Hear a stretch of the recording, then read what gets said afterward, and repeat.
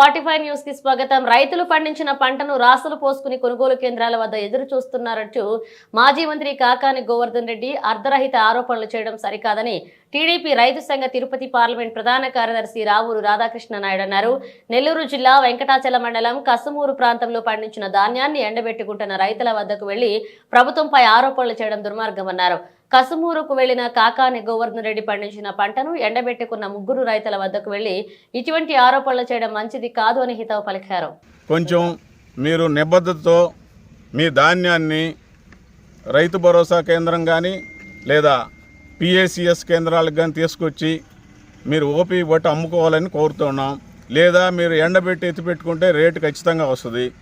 మీరు అధైర్యపడవద్దు. ఉబ్బిడి ముబ్బిడిగా వరి కోతలు కోసేసి రాసుల్లో పెట్టుకొని రాసులు మక్కిపోతాయని భయపడబాకండి. కొంచెం ఆరదీయండి. కొంచెం పారతో ఆరదీసినా కూడా 18-19% మాయిచ్చర్కి వచ్చేస్తుంది. 24% ఉండే మాయిచ్చర్ 18-19కి వస్తుంది. 19 వచ్చినా కొలిచేస్తారు. నేరుగా సివిల్ సప్లైసే మీ ధాన్యాన్ని కొనుగోలు చేస్తుంది. రైసు మిల్లర్లు దళారుల మాటలు నమ్మి మోసపోవద్దు. మీరు ఏదైనా ఉంటే రైతు భరోసా కేంద్రాలు కానీ మన నాయకులకు కానీ చెప్తే మేము కూడా నేరుగా మీకు సహాయం చేసేదానికి సిద్ధంగా ఉన్నాం. ఎమ్మెల్యే ఆఫీస్ నుంచి సహాయం చేసేదానికి సిద్ధంగా ఉన్నాం.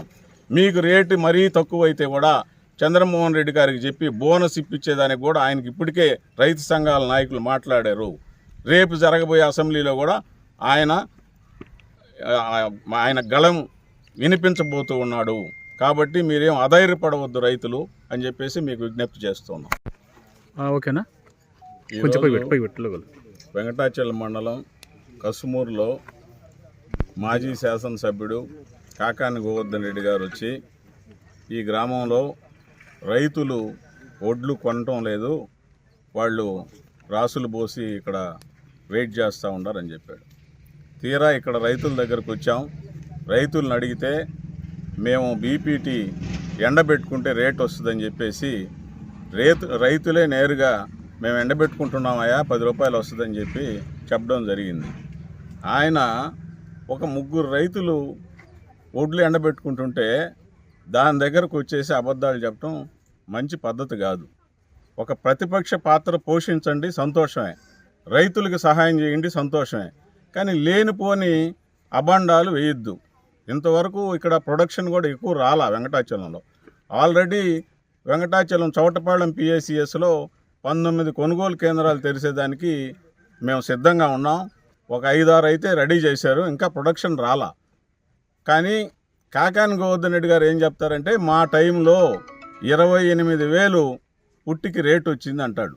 అది నీ వైఎస్ఆర్సీపీ ప్రభుత్వం, జగన్మోహన్ రెడ్డి అధికారం, నీ యొక్క శాసనసభ్యుడు, వ్యవసాయ శాఖ మంత్రి మీ పవర్ కాదు.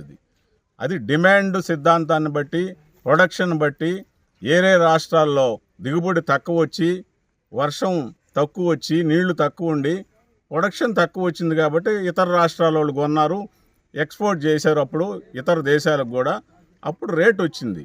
అంతేగాని మీ ఘనత మా ఘనత కాదు. ఏది మార్కెట్ ప్రైస్ మీ ఘనత కాదు, మా ఘనత కాదు. కాబట్టి దాన్ని నువ్వు ఉపయోగించుకొని మాట్లాడాలంటే అది పద్ధతి కాదు.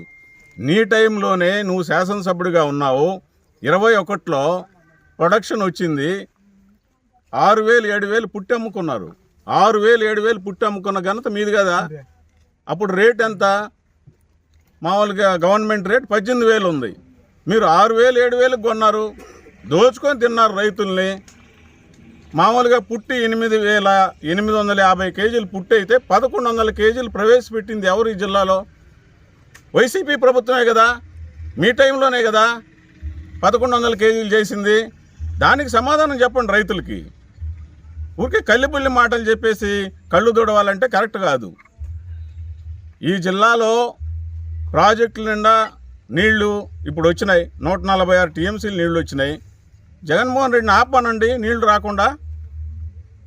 మీ చేతుల్లో పవర్ ఉంటే ఆపేయమనండి. అంటే జగన్మోహన్ రెడ్డి వస్తేనే ప్రాజెక్టులు నిండుతాయి, నీళ్లు వస్తాయి, వాన వస్తుంది, ఇవన్నీ చెప్పారు కదా మీరు. ఇప్పుడు ఎట్టొచ్చినాయి నీళ్లు? మన కంట్రోల్లో ఉండదు, అది ప్రకృతి. అది మీరు దాన్ని కూడా ఓన్ చేసుకోవాలంటే కుదరదు. మీ టైంలో ఏమన్నా రైతులకి సబ్సిడీ కానీ ఇన్పుట్స్ కానీ ఇచ్చారా? ఏది ఇవ్వాల. తెలుగుదేశం పార్టీ ప్రభుత్వంలో ఇత్తనం నుండి హెల్త్ కార్డు నుండి రైతు రథాల దగ్గర నుంచి హార్వెస్టర్స్ నుంచి టార్పాలిన్ పట్ల నుంచి స్ప్రేయర్ల నుంచి ఏది ఇవ్వాలని ఏది కావాలంటే అది ఇచ్చారు. హార్టికల్చర్ రైతులకైతే మామిడికి సపోటాకి వీటన్నిటికి సబ్సిడీలు ఇచ్చారు. పామ్ పాండ్స్ కావాలంటే పామ్ పాండ్స్కి ఇచ్చారు, స్ప్రింక్లర్లు కావాలంటే స్ప్రింక్లర్స్కి ఇచ్చారు. ఆఖరికి మోటార్లు కూడా రీప్లేస్ చేసి ఐఎస్ఐ మోటార్లు ₹1 ఖర్చు లేకుండా వాళ్ళే బిగించిపోయినారు. మీరేమన్నా చేశారా? సెంట్రల్ గవర్నమెంట్ ఇచ్చే ఫండ్స్ కూడా తేలా. 70, 30, 90, 10% ఇచ్చే సబ్సిడీలు కూడా మీరు అటకెక్కిచ్చారు. ₹1 ఇవ్వలా. ఏది కూడా అన్నీ మూలబడిపోయినాయి. వ్యవసాయ శాఖ ఈ రాష్ట్రంలో 17 నుంచి 19 వరకు ఒక స్వర్ణయుగం, ఈ ఆంధ్ర రాష్ట్రంలో ఒక స్వర్ణయుగం జరిగింది. దానిని తట్టుకోలేక నువ్వు ఈ పిచ్చి పిచ్చి ప్రలాపనలు చేస్తున్నావు. నీ మాట ఎవరు వినే పరిస్థితులు లేరు. కాబట్టి మేము మీకంటే ముందే తెలుగుదేశం పార్టీ రైతు విభాగం కలెక్టర్ గారిని కలిసాం. ఏదైతే ప్రొడక్షన్ వస్తుందో దీని మీద అన్ని చర్యలు తీసుకొని ప్రతి రైతు ధాన్యం కొనుగోలు చేయాలని చెప్పేసి రిక్వెస్ట్ చేశాం. అదేవిధంగా జిల్లా కలెక్టర్ గారు కానీ, జేసీ గారు కానీ, రాష్ట్ర ప్రభుత్వం కానీ అన్ని ఏర్పాట్లు చేసింది. మన గోదావరి జిల్లాలో కొన్నటువంటి వడ్లకి రైతులకి 2 గంటల్లో డబ్బులు ఇచ్చారు. 24 hours ఆర్ 48 hours డబ్బులు ఇచ్చినటువంటి ఘనత తెలుగుదేశం పార్టీ ప్రభుత్వాన్ని. మీరు 6 నెలలు డబ్బులు ఇలా రైతులకి. ఈరోజు కూడా నెల్లూరు జిల్లాలో తోలే రైతులకి 48 గంటల్లో FTO రైజ్ కాగానే మీకు FTO రైజ్ అయిన తర్వాత 24 గంటల్లోనే మీకు డబ్బులు వస్తాయి, లేదా 48 గంటల్లో డబ్బులు వచ్చేస్తాయి. మీరు సివిల్ సప్లైస్ కార్పొరేషన్ తాకట్టు పెట్టి దాదాపు 30,000 కోట్లు అప్పు చేసి రైతులకి సరైన టైంలో డబ్బులు వేయకుండా మీరు ఇబ్బంది పెట్టారు రైతుల్ని. ఎటువంటి పరిస్థితుల్లో రైతుల్ని తెలుగుదేశం పార్టీ ఇబ్బంది పెట్టదు.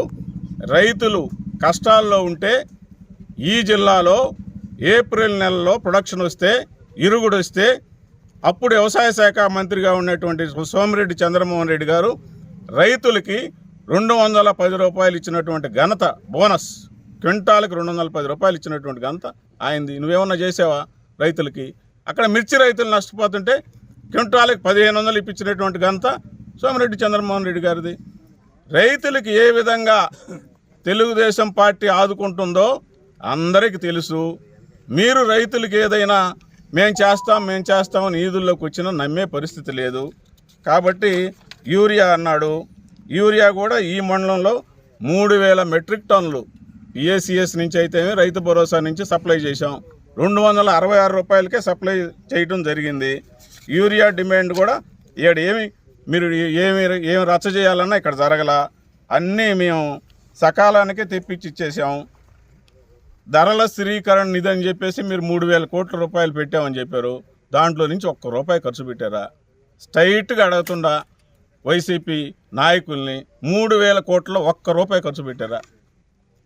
ధరల స్థిరీకరణ నిధి అంటే ఆ నిధి ఆడన్నా అక్కడ కర్ణాటకలో ఆయన ఉందా కదా బంగ్లా, ఆ నిధి ఆడేమన్నా పూడ్చిపెట్టాడో మనకు తెలియదు.